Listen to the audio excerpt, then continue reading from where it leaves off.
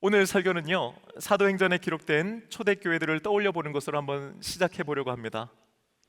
예루살렘 교회를 시작으로 해서 뒤이어 안디옥 교회, 에베소 교회, 갈라디아 교회, 고린도 교회, 빌립보 교회, 데살로니가 교회 등이 세워지기 시작했습니다.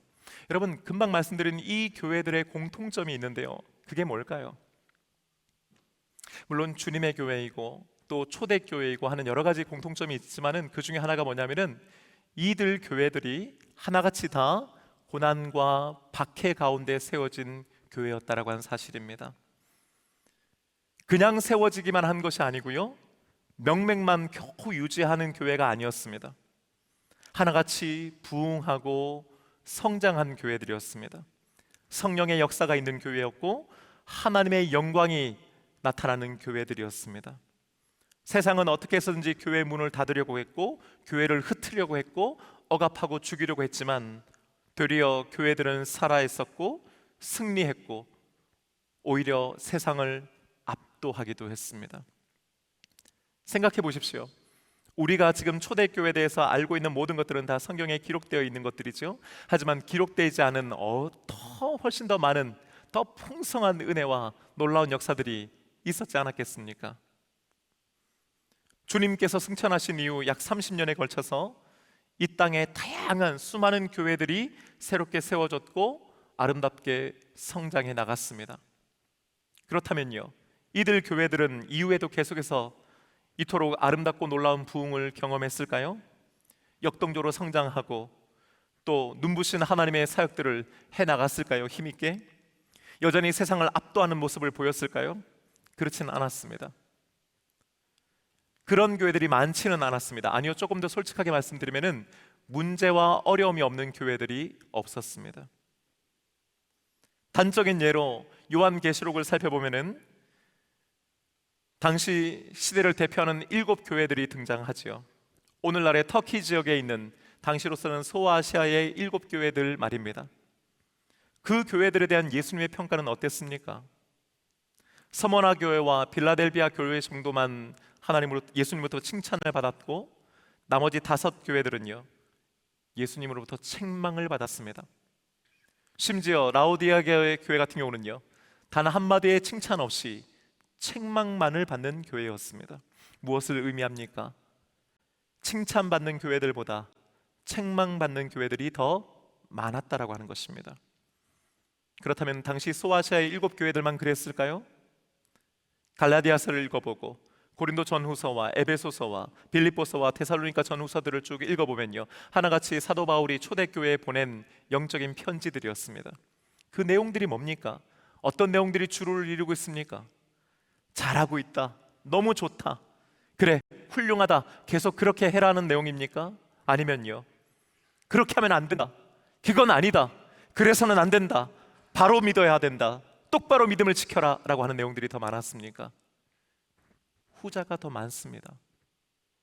시간이 지나면 지날수록 사도 바울의 편지 속에는 예수님의 복음을 재확인하고 신앙의 본질과 원칙을 강조하는 내용들이 주류를 이룹니다. 어조는 더욱 단호해지고요, 편지 곳곳에서는 안타까움과 함께 어떤 사도 바울이 느끼는 위기의식이 자리 잡고 있다는 것을 우리는 발견하게 됩니다. 이런 여러 가지 사실들을 종합해 볼 때 우리는 한 가지 중요한 사실을 알게 되는데요, 그것은 2000년 전 초대교회 성도들이 처음 예수를 믿겠다고 고백하는 것이 결코 쉬운 일은 아니었다라고 하는 것입니다. 나 교회 다닐게, 나 예수 믿게, 그것도 쉬운 일은 아니었습니다. 더군다나요, 예수님의 말씀을 듣고 그 말씀대로 살겠다고 결단하고 살아내는 것은요, 훨씬 더 어려운 일들이었습니다. 예수를 믿는다는 이유만으로 고난과 박해를 받았습니다. 그냥 어떤 살면서 조금의 불이익이 아니고요, 기분 나쁜 눈초리나 혹은 기분 나쁜 차별을 당하는 그 정도가 아니었지 않습니까? 우리가 지난주에 살펴보았듯이 예수님을 믿는다는 이유만으로 갖은 고난과 어려움을 겪었습니다. 한마디로 말하면요, 정상적인 생활을 할 수가 없었어요. 사람답게 살 수가 없었던 것입니다. 그러다 보니까 믿음을 버리는 사람들, 교회를 떠나는 사람들이 생겨났습니다.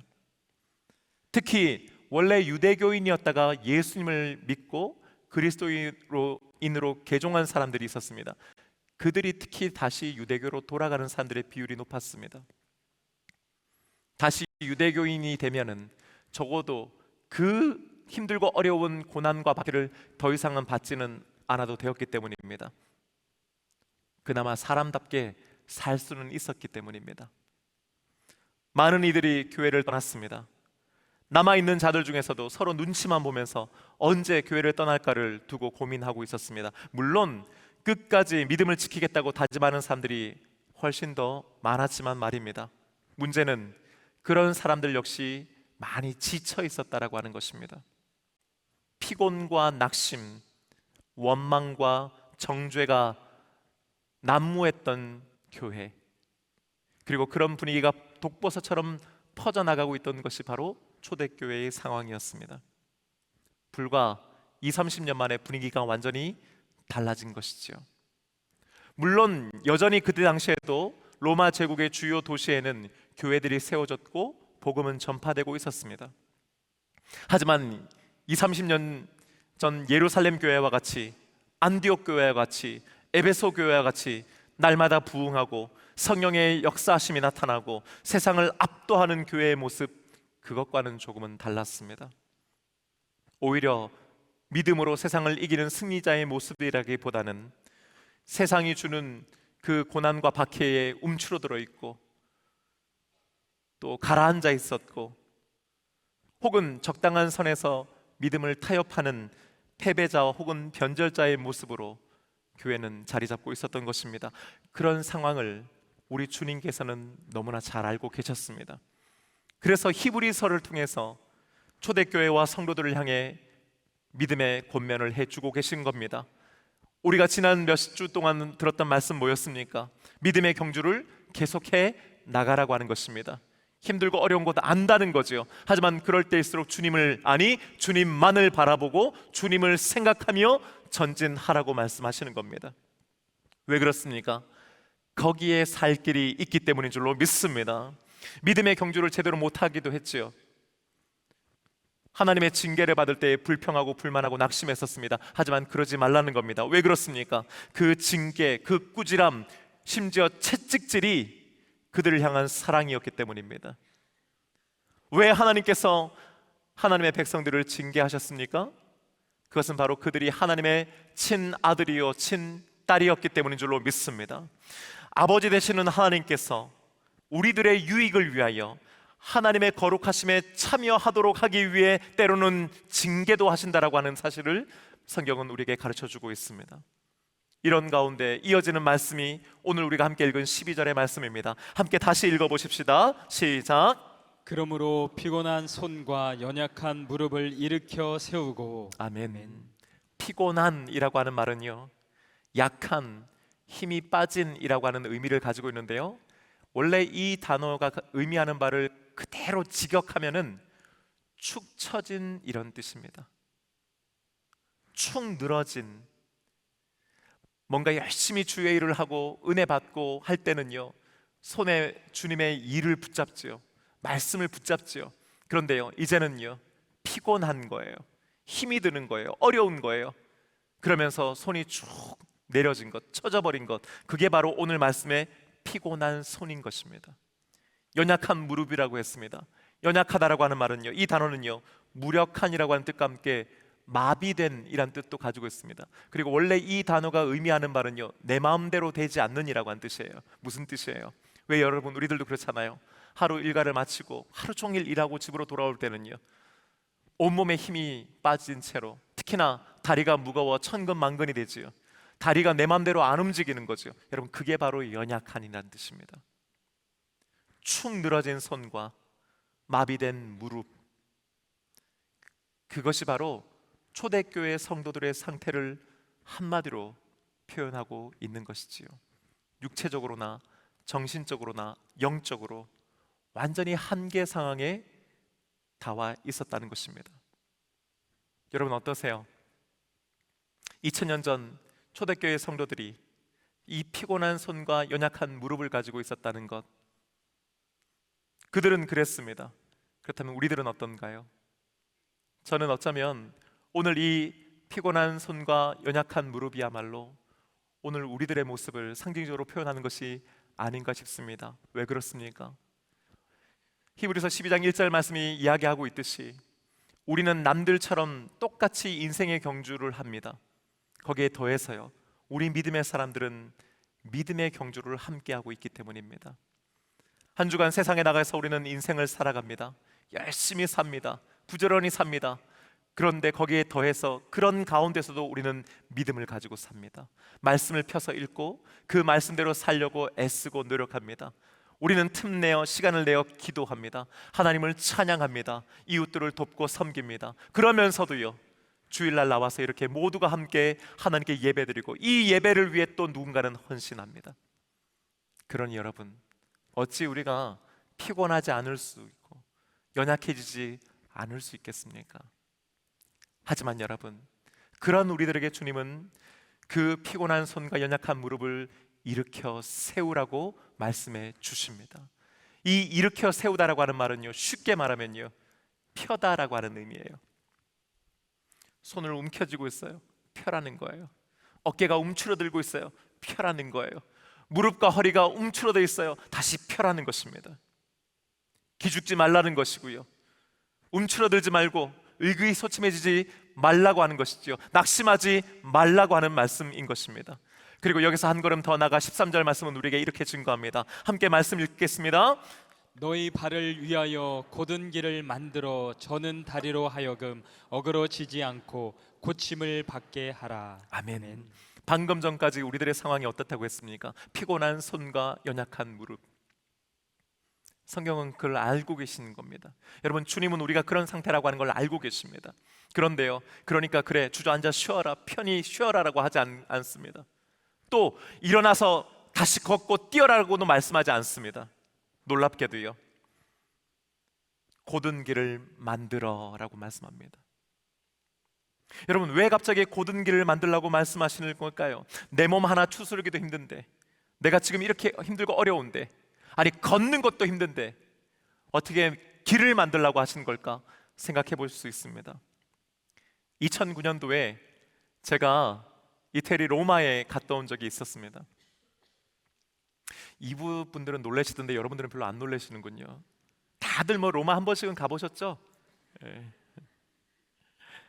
하루는요, 제가 그 메코믹 신학교에 다닐 때에 수업 중에 하나가 이태리에 3주 동안 가서 로마부터 시작해서 피렌체까지, 그러니까 주후 1세기부터 13세기까지 지어진 성당과 수도원들을 방문하면서 그 영성을 배워가는 그런 수업이었거든요. 예술 작품들을 보면서 너무너무 저에게 은혜가 됐고 도움이 됐던 수업이었습니다. 그런데요, 그 수업 중에 하나가 카타콤을 가는 거였어요. 로마 곳곳에 카타콤이 지금도 남아있거든요. 지하 무덤. 그런데 여러분, 그 로마 남부 쪽에 있는 카타콤에서 조금 떨어진 곳에 오래된 도로가 하나 있었습니다. 그 도로가 여러분 혹시 아시는지 모르겠는데요, 아피아 가도라고 불리는 도로입니다. 이 도로가 기원전 312년에 만들어진 도로입니다. 그러니까 지금으로부터 약 2500년 전에 만들어진 도로가 지금도 남아있거든요. 남아있을 뿐만 아니고요, 지금도 자동차가 다니는 도로입니다. 이 도로는 이탈리아 남부 반도에서 로마로 이어지는, 오늘날로 치면은 고속도로와 같은 도로였습니다. 성경학자들은요, 사도 바울이 이탈리아 남부에 도착해서 로마로 향했을 때 바로 이 아파비 가도를 통해서 로마로 갔을 것이라고 추측합니다. 이 도로에는 두 가지 특징이 있는데요, 하나는 최대한 직선으로 만들어졌다라고 하는 것이고, 다른 하나는 평탄하게 만들어졌다라고 하는 것입니다. 이전까지만 해도 도로는 원래 있는 지형을 따라서 만들어졌죠. 강이나 계곡이 있으면요, 어쩔 수 없이 삥 돌아갈 수밖에 없었던 겁니다. 그리고 높은 곳보다는 아무래도 낮은 곳에 도로가 연결되었겠지요. 자연히 구불구불한 곡선 도로가 만들어질 수밖에 없었던 겁니다. 하지만 아피아 가도는 좀 달랐던 겁니다. 당시 로마 제국은 군 병력과 물자의 신속한 수송을 위해서 이 도로를 최대한 직선으로 만들었다고 그래요. 여러분 집에 가셔서 아피아 가도를 한번 검색해 보시면요, 그 도로가 물론 완전 일직선은 아니지만 그 구간이 한 번 정도만 꺾이고요, 나머지는 다 직선이라고 하는 것을 발견하게 되실 겁니다. 예를 들면 강이나 계곡을 만나면요, 그 길과 똑같은 높이로 다리를 만들어서 연결하는 겁니다.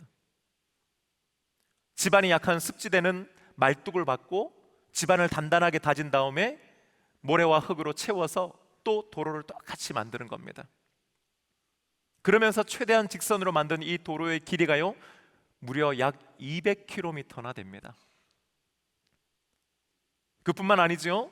그 도로 위에 평평한 돌을 깔아서요, 마차가 지나다닐 수 있도록 했던 겁니다. 아까 전에 제가 말씀드렸잖아요. 지금도 자동차들이 그 길을 다닌다고요. 바로 오늘 말씀의 이 고든 길의 대표적인 길이 바로 이 아피아 가도라고 할 수 있습니다. 그렇다면 성령께서는요, 왜 고든 길을 만들라고 말씀하시는 걸까요? 그것은 바로 우리 발을 위해서라고 하는 것입니다. 인생의 경주에 더해서 믿음의 경주를 해오면서 우리들은 지쳐 있고 연약해져 있는 상태에 있습니다. 다리는 무겁고 내 마음대로 움직여지지 않지요. 때로는 절뚝이면서 이 믿음의 길을 가기도 합니다. 그런데 여러분, 길이 굽어 있다고 한번 상상해 보십시오. 곡선으로 도로를 걷다 보면요, 직선으로 가면 빨리 갈 수 있는 길도 우회해서 가야 되니까 더 많은 길을 걸어야 했겠지요. 지금도 피곤하고 연약한데요, 꾸불꾸불한 길을 걷는다고 여러분 한번 상상해 보세요. 얼마나 힘들고 어려웠겠습니까? 게다가요, 길이 울퉁불퉁하다면요, 더욱 어려웠겠지요. 혹시 조금이라도 실수하면요, 잘못하면 발목이 접질리거나 넘어지기 십상이지 않겠습니까? 하지만 먼저 길을 곧게 만들려면 어떻게 될까요? 결과적으로 거리도 단축될 뿐만 아니라 무엇보다도 넘어지지 않고 안전하게 걸어갈 수 있게 되는 것입니다. 어떤 분들은 이런 생각하실 수 있어요. 목사님, 우리는 믿음의 경주를 하는 사람들 아닙니까? 그렇다면 조금이라도 더 빨리, 더 먼저 달려 도착해야지요. 언제 고든 길 만듭니까? 아니, 그 길 만들 사이에 뛰면은 더 멀리 갈 수 있는 것 아닙니까? 라고 말이지요. 하지만 여러분, 우리들의 경주는 믿음의 경주라고 하는 사실을 기억하셔야 합니다. 믿음의 경주의 목적은 새로운 기록의 수립이나 혹은 기존에 있던 기록을 단축하는 데 있지 않습니다. 완주하는 것이 믿음의 경주의 목적인 줄로 믿습니다. 지금 내가 얼마나 빨리 가고 얼마나 빨리 도착하느냐가 아니라 내가 지금 바른 방향으로 가고 있는가, 제대로 가고 있느냐가 더 중요하다는 것입니다. 하지만 우리들은 이런 사실을 종종 잊곤 하지요. 주님께서는 조금 늦더라도, 좀 천천히 가더라도 고든 길을 만들어서 그 길에서 벗어나지 말고 그 길 위에서 걷고 뛰라고 우리에게 말씀해 주십니다. 하지만 우리들은요, 경주라고 하는 것에 집착합니다. 이기고 싶어 합니다. 빨리 가고 싶어 합니다. 다른 사람들보다 혹은 다른 교회들보다 더 빨리 도착하는 것이 어느새 우리들의 목표일 때가 있지요. 그러다 보니까 때로는 길이 아는 곳으로 가기도 합니다. 이익이 된다 싶으면은 굽은 길도 마다하지 않습니다. 가서는 안 되는 곳을 가기도 하지요. 그러면서 우리는 종종 말합니다. 경주니까, 믿음의 경주니까 열심히 해야지, 빨리 가야지 하고 말이에요. 하지만 여러분, 오늘 주신 말씀을 한번 곰곰이 생각해 보십시오. 그리고 오늘 이 말씀을 받는 우리들 자신을 한번 들여다 보십시오. 피곤한 손과 연약한 무릎, 그리고 저는 다리, 이게 지금 우리들의 상황이라면요, 이런 채로 우리가 달린다 한들 얼마나 빨리, 얼마나 멀리 달릴 수 있겠습니까? 우리의 상황과 상태를 누구보다도 잘 아시는 주님께서는 우리가 조금은 천천히 가도 좋으니, 남들보다 늦어도 좋으니 고든 길, 바른 길, 정직한 길을 만들어 그 길 위를 걷기를 원하시는 줄로 믿습니다.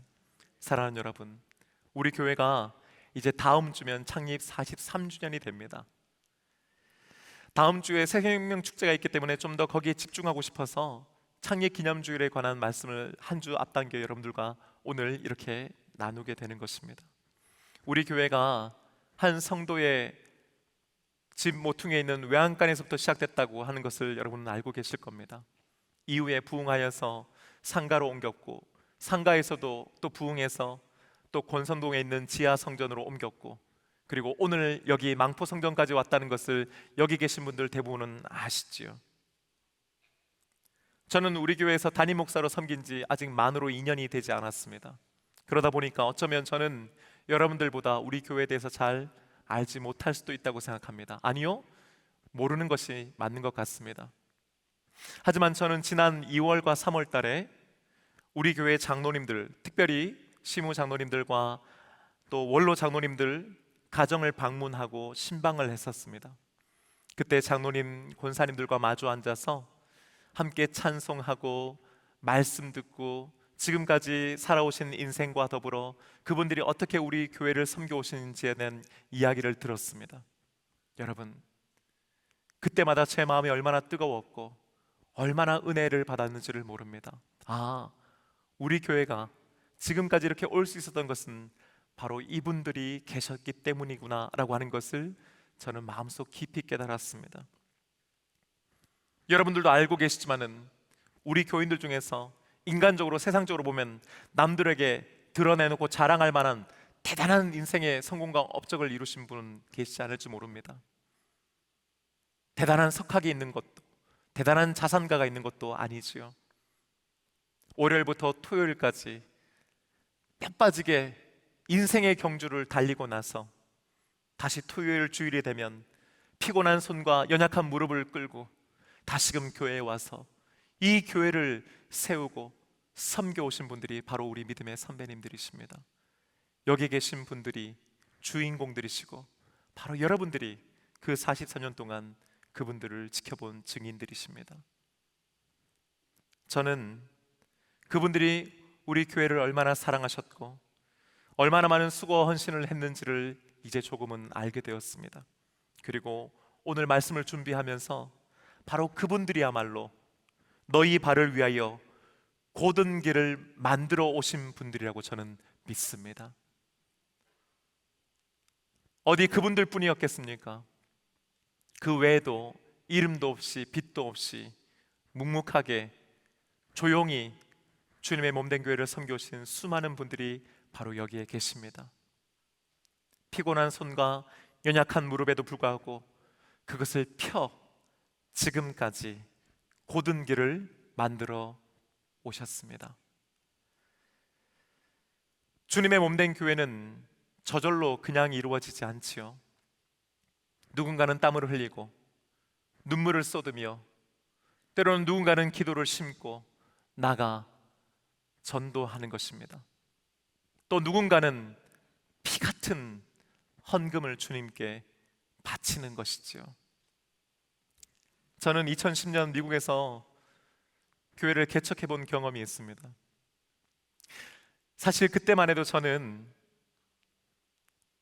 교회에 대해서 상당히 비판적인 시선과 가치관을 가지고 있던 목사였습니다. 특별히 대형 교회를 향해서 거침없이 비판했던 적이 있었습니다. 저 교회들은 왜 저렇고 저 교회는 저게 문제고 저래서는 안 되고 저게 어디 과연 교회인가라고 말이죠. 하지만 제가 개척교회를 하고 그 작은 교회를 섬기면서 제 가치관과 시선의 변화가 있었습니다.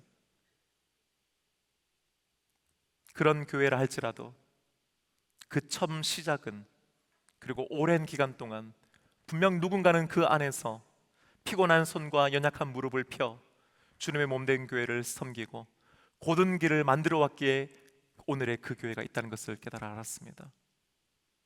어떤 한 교회에 들어가면 그 교회당에 놓여있는 자그마한 마이크 하나, 의자 하나, 강대상 하나가 그냥 쉽게 보이지 않았습니다. 저것을 위해서 얼마나 많은 성도들이, 어떤 성도들이 또 귀한 헌신들을 하셨을까를 상상해 보게 되기 때문입니다. 사랑하는 여러분, 우리 교회가 바로 그런 교회였고 지금도 그런 교회인 줄로 믿습니다. 수많은 많은 성도들이 피곤한 손과 연약한 무릎을 펴 주님의 몸된 교회를 세웠고 곧은 길을 만들어 여기에 이룬 줄로 믿습니다. 이 말씀을 묵상하면서요, 창립 43주년을 한 주 앞둔 오늘 우리에게 주시는 은혜가 무엇일까를 고민하는 가운데 이런 은혜를 받았습니다. 첫 번째는요, 하나님께서 지금 우리 모두를 위로하기를 원하시는구나 하는 것이었습니다. 43년 동안 우리 교회를 함께 세워오며 달려온 여러분들, 많은 분들이 애를 쓰셨습니다. 그러다 보니까요, 우리도 모르는 사이에 손은 피곤해서 아르르 처지고 무릎은 연약해져서 제대로 걷지 못하기도 합니다. 하지만은 주님께서는 오늘 이 말씀을 통해서 우리 모두를 위로하시고 우리의 피곤한 손과 연약한 무릎을 다시 일으켜 세워주시기를 원하시는 줄로 믿습니다. 이제 시간은 흘렀습니다. 예전만큼 몸으로는 그렇게 충성하지 못할 수 있습니다. 이제는 은퇴해서 마음껏 주님께 물질을 드릴 수 없을지도 모릅니다. 하지만 주님은 기억하고 계십니다. 그리고 주님께서는 여전히 우리들의 손과 발을 만져주시고 펴주시는 줄로 믿습니다. 그리고 여러분, 우리는 믿음의 선배들의 뒤를 이어 주님의 몸된 교회를 위해 다시금 손과 발로 섬기며 일하며 고든 길을 만들어 가야 할 줄로 믿습니다. 두 번째는요, 믿음의 경주는 결국 속도가 아니라 방향에 의해 결정된다는 것을 우리 모두로 하여금 다시금 일깨우기 원하시는 줄로 믿습니다. 우리는 늘 머릿속으로는 압니다. 속도보다는 방향이 중요하다는 것을요. 하지만 바쁘게 살아가다 보면 우리는 더 빨리 가지 못하는 것 때문에 답답해하고 안타까워합니다. 저도 우리 교회 와서 2년가량 목회를 하면서 우리 교회가 바른 방향으로 가기를 기도하고 있지만은 저 자신부터가 먼저 더 빨리 바뀌지 않고 더 빨리 나아가지 않는 것 때문에 답답하는 것을 발견하곤 합니다. 이번에 말씀 준비하면서 다시금 속도가 아니라 방향임을 깨닫고 주님 앞에 엎드려야겠다는 생각을 하게 되었습니다. 여러분은 어떠십니까? 우리 교회가 더 빨리 앞으로 나가기를 원하십니까?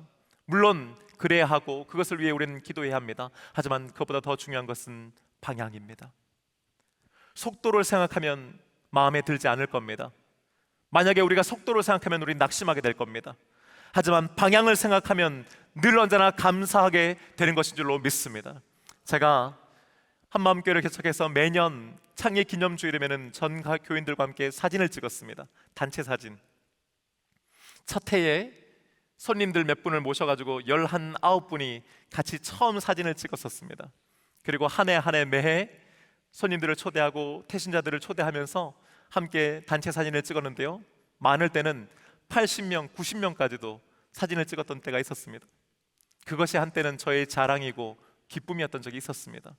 하지만 코로나가 오고요, 코로나 이후에 다시금 닫았던 교회 문을 열면서 그의 창립기념주일 11주년을 하는데 다시금 모였는데 10대여 명이 모여 있는 겁니다. 사진을 찍었습니다. 집에 돌아와서 그 사진을 보는데요, 마음이 힘들었습니다. 11년 목회를 해서 마치 다시 원점으로 돌아가는 것 같았습니다. 11년 동안에 제가 달려왔던 그 모든 것들이 다 무너지는 것 같았습니다. 내가 이 정도 하려고, 이것 때문에 내가 그렇게 오랫동안 목회했나라는 생각도 했었습니다. 숫자를 세어보니까 낙심됐었습니다. 하지만 여러분, 그 한 분 한 분의 얼굴을 보니까요, 그 한 분 한 분의 표정을 보니까 제 마음이 바뀌는 것을 발견했습니다. 하길 잘했고 하나님께 감사했습니다. 그러지 않았다면 거기 있을 수 없었던 분들이었습니다. 그리고 그들이 함께 하나님께 예배드림으로 기뻐하며 감사하는 모습을 보았을 때에 제 마음 가운데도 다시금 기쁨이 회복되었던 것입니다. 그렇습니다, 여러분. 숫자를 세면, 속도를 보면 우리는 낙심할 수밖에 없습니다. 하지만 그 안에 있는 하나하나의 의미를 찾고 방향을 생각하면 항상 감사하게 되는 것인 줄로 믿습니다. 끝으로 우리 교회가 고든 길을 만들어가는 교회가 되기를 원하신다고 저는 믿습니다.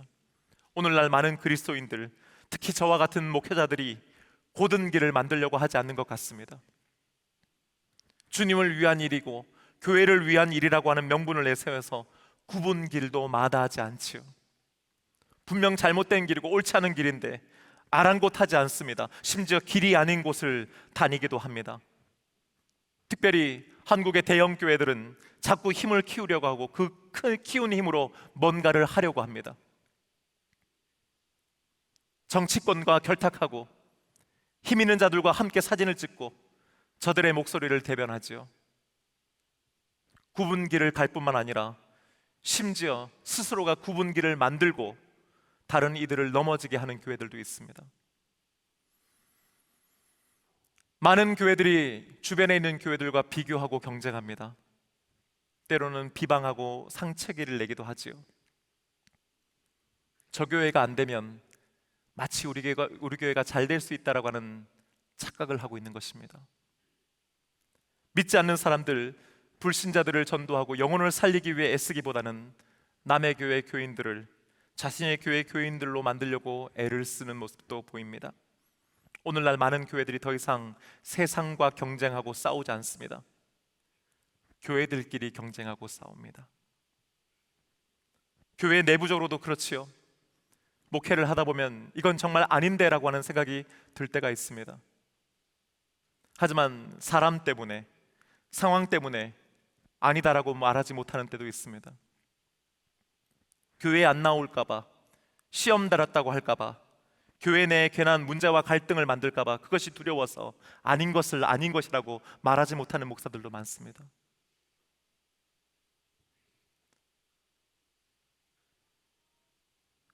곧은 길보다는 굽은 길을 선택하기도 합니다.